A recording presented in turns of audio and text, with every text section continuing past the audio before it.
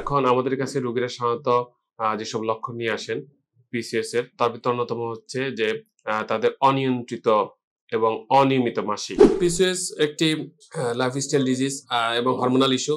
যদি পেশেন্ট আন্তরিকভাবে insulin resistance কমাতে পারেন এবং তার ওয়েট রিডাকশন করতে পারেন, তাহলে দেখা গেছে পেশেন্টের যদি নিয়মিত মাসিক হয় এবং পরবর্তীতে পেশেন্ট গর্ভধারণে অনেক সহায়তা হয়। আসসালামু আলাইকুম, আমি ডক্টর খন্দকার আব্দুল মতিন বলছিলাম। আশা করি যে যেখানে আছেন ভালো আছেন। আজকে আমরা একটি গুরুত্বপূর্ণ সমস্যা নিয়ে আলোচনা করব, পিসিওএস অর্থাৎ পলিসিস্টিক ওভারিয়ান সিনড্রোম। বর্তমানে নারীদের মধ্যে সবচেয়ে হরমোনজনিত সমস্যাগুলোর মধ্যে এটি একটি। প্রতি 10 জন প্রজননক্ষম নারীর মধ্যে প্রায় একজন এই সমস্যায় ভুগছেন। এটি উল্লেখ করার মতো যে যেসব মহিলারা অ্যানাবলিটি ইনফার্টিলিটিতে ভুগতেছেন তার অন্যতম কারণ এটি। এখন আমাদের কাছে রোগীরা সাধারণত যেসব লক্ষণ নিয়ে আসেন পিসিএস এর, তার ভিতর অন্যতম হচ্ছে যে তাদের অনিয়ন্ত্রিত এবং অনিয়মিত মাসিক সাধারণত ইরেগুলার হয়, আর বন্ধ্যাত্ব থাকে, ইনফার্টিলিটিতে ভুগতেছেন।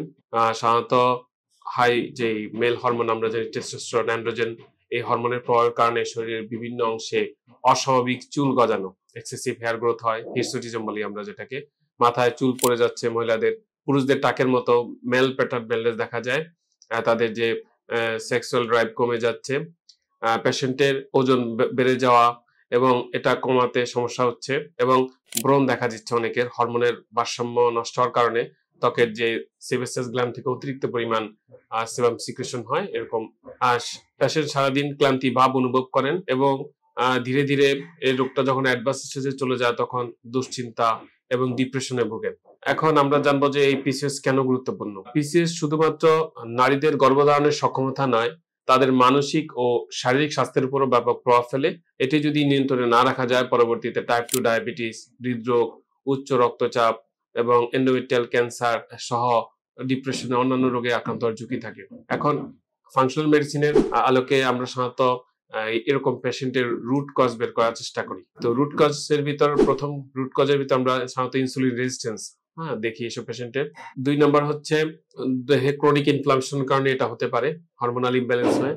আর গাটের যে ডিসবায়োসিস হয়, আমরা জানি যে আমাদের গাটের ট্রিলিয়ন অফ মাইক্রোঅর্গানিজম থাকে, উপকারী অপকারী ব্যাকটেরিয়া যদি ইমব্যালেন্স হয় সেক্ষেত্রে যেটা হরমোনের সংযোগ নষ্ট করতে পারে। তারপরে হচ্ছে হরমোনাল ইমব্যালেন্স, বিশেষ করে টেস্টোস্টেরন এবং অ্যান্ড্রোজেন হরমোনের মাত্রা বেড়ে যাওয়ার কারণে পিসিএস হতে পারে। এখন এই জন্য আমরা সাধারণত পেশেন্টদের কিছু ইনভেস্টিগেশন করি, দেখি যে তার হোমায়ার টেস্ট করে ইনসুলিন রেজিস্ট্যান্স আছে কিনা, তার সেরাম টেস্টোস্টেরন লেভেল দেখা হয়। এর পাশাপাশি আনুষঙ্গিক শরীরে ইনফ্লামেশন আছে কিনা দেখার জন্য আমরা সাধারণত হাই সেন্সিটিভ সিআরপি করা হয়।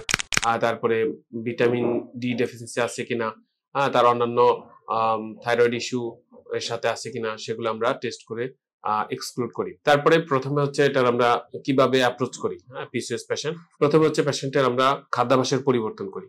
বিশেষ করে ইনসুলিন রেজিস্ট্যান্ট পেশেন্টদের ক্ষেত্রে সাধারণত লো গ্লাইসেমিক ইন্ডেক্স খাবার আমরা অ্যাডভাইস করি, যে যেটা ইনসুলিন রেজিস্ট্যান্সকে কমাতে সাহায্য করে। হোল গ্রেইন ফুড, শাকসবজি এবং প্রোটিন, স্বাস্থ্যকর চর্বি, যেমন এক্সট্রা ভার্জিন কোকোনাট অয়েল, তারপর হচ্ছে এক্সট্রা ভার্জিন অলিভ অয়েল এবং ফ্যাট, যেটা আমরা উপকারী চর্বি খেতে উৎসাহ প্রদান করি। আর আমাদের যে ডায়েট আছে সেখান থেকে রিফাইন্ড কার্বোহাইড্রেট সাধারণত বাদ দিতে বলি, সাদা চিনি, সাদা চাল এবং প্রসেসড খাবার। আর অ্যান্টি ইনফ্লামেটরি ডায়েটের ভিতর সাধারণত আমরা জানি যে হলুদ, যেটাতে কারকিউমিন থাকে, এটা অ্যান্টি ইনফ্লামেটরি হিসেবে কাজ করে। হলুদের চা খেতে পারে পেশেন্ট। আদা এবং ওমেগা 3 ফ্যাটি অ্যাসিড, এগুলো ইনফ্লামেশন কমাতে হেল্প করে। আর আমাদের পেশেন্টদেরকে নিষেধ করি ডেইরি এবং গ্লুটেন জাতীয় খাবার তাদের খাদ্য তালিকা থেকে বাদ দিতে, যেটা পিসিওএস এর উপসর্গ অনেক সময় বাড়িয়ে দিতে পারে। তারপরে হচ্ছে পেশেন্টের ফিজিক্যাল অ্যাক্টিভিটি যাতে বাড়ায়, সেজন্য নিয়মিত ব্যায়াম, ওয়েট ট্রেনিং, কেউ যদি এক্সারসাইজ করতে পারেন, কার্ডিও এবং যোগ ব্যায়াম, এটা ইনসুলিন সেনসিটিভিটি বাড়ায় এবং হোমওয়ার কমাতে সাহায্য করে। দৈনিক কমপক্ষে তারা 30 মিনিট শারীরিক পরিশ্রম করতে পারেন। আর হচ্ছে মানসিক চাপ নিয়ন্ত্রণ। সাধারণত আমরা জানি যে আমাদের অ্যাড্রিনাল গ্ল্যান্ড থেকে যে কর্টিসল হরমোন প্রভাবে অতিরিক্ত মানসিক স্ট্রেসের কারণে কর্টিসল নিঃসরণ বেড়ে যায়, যেটার কারণে আমাদের স্ট্রেস বেড়ে যায় এবং যেটা পিসিওএস এর উপসর্গকে আরো বাড়িয়ে দিতে পারে। সেজন্য স্ট্রেস রিলিফ করার কিছু টেকনিকের ভিতর পেশেন্টকে মেডিটেশন, ডিপ ব্রিথিং এক্সারসাইজ এবং ঘুম নিশ্চিত করার জন্য উপদেশ দেওয়া হয়। হচ্ছে যে প্রয়োজনীয় কিছু সাপ্লিমেন্ট দেওয়া হয়, যেমন ইনোসিটল, যেটা আমরা জানি যে ইনসুলিন সেনসিটিভিটি বাড়ায়, এবং ওভুলেশন পুনরুদ্ধারে হেল্প করতে পারে। ওমেগা 3 ফ্যাটি অ্যাসিড, তারপরে ভিটামিন ডি পিসিওএস এর হরমোনের ভারসাম্য রক্ষায় সহায়তা করে। ক্রোমিয়াম ইনসুলিনের রেসপন্সকে উন্নত করতে পারে। আর হচ্ছে ম্যাগনেসিয়াম জিঙ্ক হরমোনের ব্যালেন্স রক্ষা করে। আর হচ্ছে কিছু অ্যাডাপ্টোজেন ব্যবহার করা হয়, অশ্বগন্ধা, যেগুলো পেশেন্টের স্ট্রেস, মানসিক চাপ কমাতে এবং হরমোনের ভারসাম্য রক্ষা করতে কার্যকর। আর লিভার সাপোর্ট দেওয়া হয় দেহ থেকে অতিরিক্ত যে হেভি মেটাল টক্সিটি বের করার জন্য লিভার ডিটক্স করা হয়। এর জন্য কিছু আমাদের ডিটক্সিফিকেশন থেরাপি দেওয়া হয়। এক্ষেত্রে পেশেন্টকে ওজন থেরাপি যদি পেশেন্ট দিতে পারে তাহলে অ্যাডভাইস করা হয়। তো পিসিওএস একটি লাইফস্টাইল ডিজিজ এবং হরমোনাল ইস্যু। যদি পেশেন্ট আন্তরিকভাবে ইনসুলিন রেজিস্ট্যান্স কমাতে পারেন এবং তার ওয়েট রিডাকশন করতে পারেন, তাহলে দেখা গেছে পেশেন্টের যদি নিয়মিত মাসিক হয় এবং পরবর্তীতে পেশেন্ট গর্ভধারণে অনেক সহায়তা হয়। তো আমাদের চ্যানেলটি আপনারা সাবস্ক্রাইব করবেন এবং আপনাদের যদি কোনো কোয়ারি থাকে আপনারা উল্লেখ করবেন, আমরা অ্যান্সার দেব ইনশাআল্লাহ। পরবর্তী ভিডিও দেখার জন্য আমন্ত্রণ। আসসালামু আলাইকুম।